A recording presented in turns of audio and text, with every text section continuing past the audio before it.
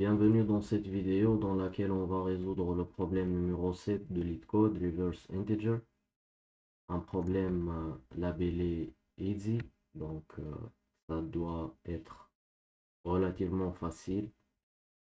On nous donne un entier codé sur 32 bits et on nous demande de renverser l'ordre des digits qui forment cet entier. On va assumer qu'on a juste des entiers entre moins 2 puissance 31 et 2 puissance 31 moins 1. Pourquoi? Car l'entier est codé sur 32 bits.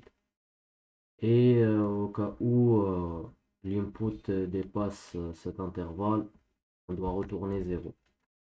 Donc pour x égale 123, on obtient 321. Si l'entier est négatif, on retourne un entier négatif. Si ça finit par 0, en renversant l'ordre, on doit enlever les zéros qui viennent en premier, qui viennent au début. Et si x égale 0, on retourne 0. Donc, c'est très simple, on a presque 3 cas à différer ou à tester. On doit tester si l'entier est négatif ou pas, si ça finit par des zéros ou pas. Donc, si ça finit par des zéros, on doit les enlever en inversant l'ordre. Et si ça dépasse l'intervalle spécifié ou non. Alors tout d'abord, on commence par transformer l'entier en chaîne de caractères. La chaîne de caractères qu'on va traiter, c'est la fonction C qui est toString, la librairie standard de C. Donc après, avec la fonction reverse de C++, on peut inverser l'ordre de des caractères qui forment cette chaîne. std reverse s.begin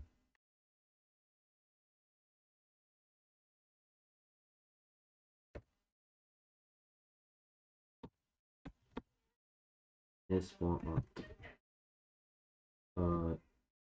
Les fonctions begin et end retournent des itérateurs sur la position initiale ou le caractère initial et le caractère final de la chaîne S.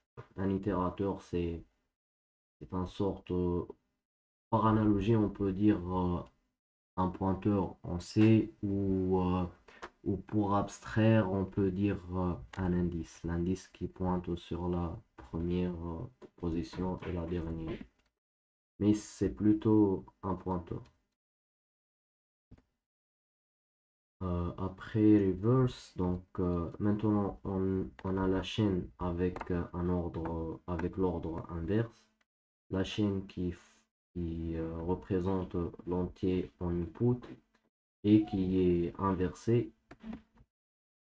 Donc on va tester si cette chaîne là commence par des zéros ou non, comme le cas de 120. Donc while s de 0 est différent de 0 ou bien égal à 0, on va faire quoi? On va enlever ce 0 avec avec erase s.erase, c'est une méthode sur les strings. Donc s.erase s de 0.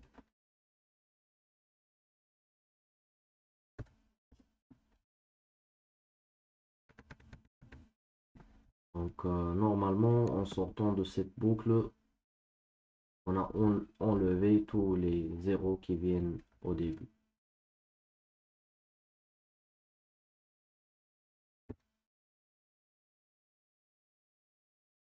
Sinon, qu'est-ce qu'on doit faire d'autre? Maintenant, une fois tous les zéros enlevés, on va tester si le dernier caractère et, et le caractère moins en non. Pourquoi le dernier? Car on a déjà inversé la chaîne, donc ce moins, si ça existe, il va être en dernière position. Donc si s en bac, la fonction bac retourne le dernier caractère, si s.bac égale caractère moins, on fait quoi? On supprime ce caractère, s.erase, s le int moins 1. La fonction erase, normalement, ça marche sur des itérateurs et non pas des caractères. Donc ici, s.begin, c'est la syntaxe C++. Après, on doit injecter ce caractère en première position. Donc S reçoit le moins plus S. Et au final, on peut tester si l'entier entre moins 2 puissance 31 et 2 puissance 31 moins 1. Ou on peut tout simplement faire un try catch. Try.